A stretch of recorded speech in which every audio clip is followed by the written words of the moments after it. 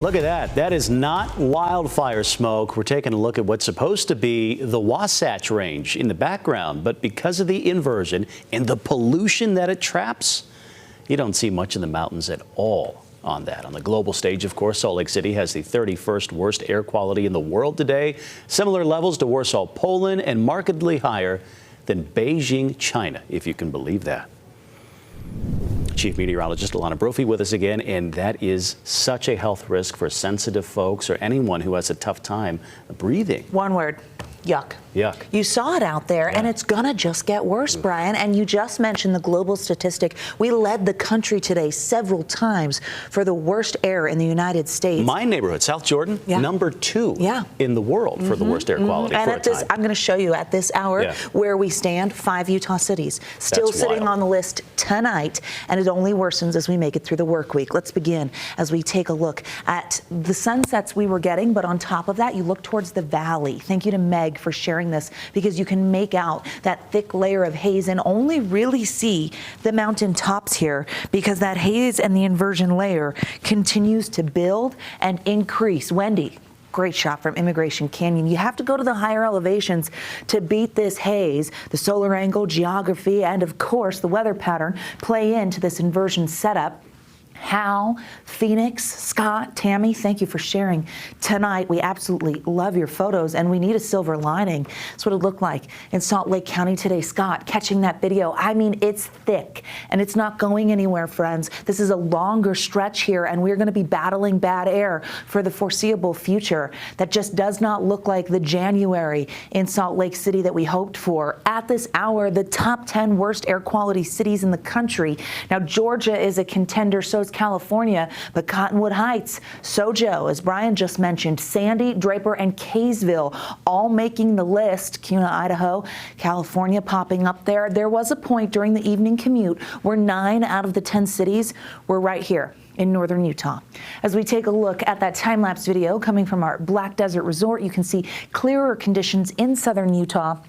They have cleaner air. We know they battle ozone, but this time of year, they're doing okay. Those temperatures topped out at 55 in St. George. The warmth is there and building with high pressure, not impeded by the inversion layer. We see a few 50s in southern Utah, low 40s and upper 30s for high temperatures today, with that haze moderating the numbers. Now we see hazy conditions holding on through the overnight. It's going to be frigid yet again, 20s as you head out of the house tomorrow morning.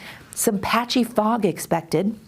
Visibility is impacted, especially with that fog overnight, when we deal with these conditions. As we look at high pressure, you can see that ridge, a few clouds sneaking underneath the ridge, the core of it actually over to our west, but the Beehive State is staying dry. Our inversion layer continues to climb. Of course, it hit the benches. Those along the Wasatch Front have seen the haze, but now pushing into our mountain valleys. It's a higher elevation here. So yes, we checked the cameras earlier. This is what it looked like in Heber, where you can make out the haze. So it's the Wasatch Front, it's the Wasatch back, and we've got elevated particulate matter.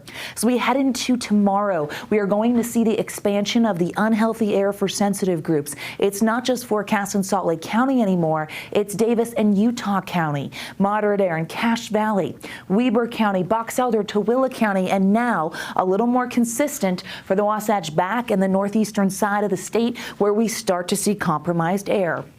Clean air holds on in Grand County, Carbon County, and then southern Utah. Green means clean, and it would be nice to see that again.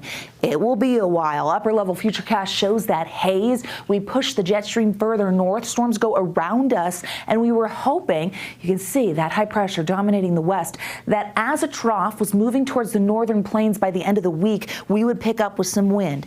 There's potential for that. All the models track that system a little further east, but we're hoping that the winds will bring enough mixing at this point to take the edge off of the inversion. Not super confident it's going to clear it.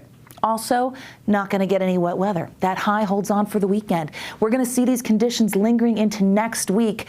This is what dry January refers to in the weather world. Above average for the warmth over the next 6 to 10 days. Looking for a little hope on the long range. Temperature-wise, we don't get it.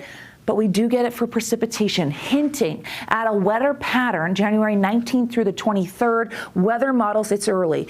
Locking in on the 22nd, we'll take anything at this point. We'd like the moisture. We'd like the mixing. We want clean air, especially if we're not getting snow. 40s for those highs, cold for the overnight. Haze becoming smoggier as we head into tomorrow. 40s and 50s on the eastern side of the state. I think we could bump up to the 60s in St. George. It is a dry 7-day. Lots of sunshine, quiet conditions, above average temperatures. We're running about 10 degrees above the norm in southern Utah. How about the north? Well, we're not warming that much, and that's due to the inversion. It becomes smoggier. Not going to clear it for the weekend. Temperatures in the low to mid 40s. This is not what I signed up for. I broke up with the inversion, and won't leave me alone. It's back. Keeps calling you. It's back. Not interested.